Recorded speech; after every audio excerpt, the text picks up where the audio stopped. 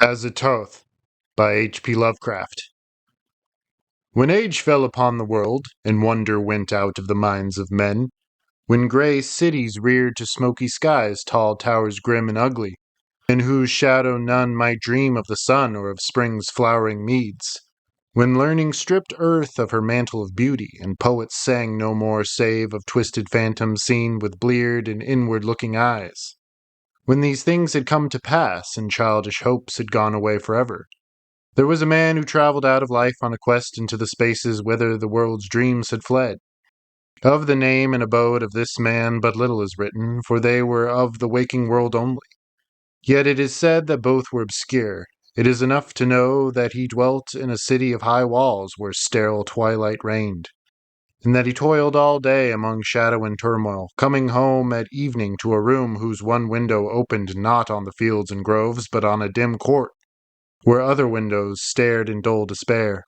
From that casement one might see only walls and windows, except sometimes when one leaned far out and peered aloft at the small stars that passed. And because mere walls and windows must soon drive to madness a man who dreams and reads much, the dweller in that room used night after night to lean out and peer aloft to glimpse some fragment of things beyond the waking world and the grayness of tall cities. After years he began to call the slow-sailing stars by name, and to follow them in fancy when they glided regretfully out of sight, till at length his vision opened to many secret vistas whose existence no common eye suspects. And one night a mighty gulf was bridged, and the dream-haunted sky swelled down to the lonely watcher's window to merge with the close air of his room and make him a part of their fabulous wonder. There came to that room wild streams of violet midnight, glittering with dust of gold, vortices of dust and fire, swirling out of the ultimate spaces and heavy with perfumes from beyond the worlds.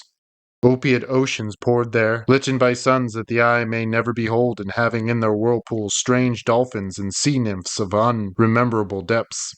Noiseless infinity eddied around the dreamer and wafted him away without ever touching the body that leaned stiffly from the lonely window. And for days not counted in men's calendars the tides of far spheres bore him gently to join the dreams for which he longed, the dreams that men have lost. And in the course of many cycles they tenderly left him sleeping on a green sunrise shore, a green shore fragment, with lotus blossoms, and starred by red camelids.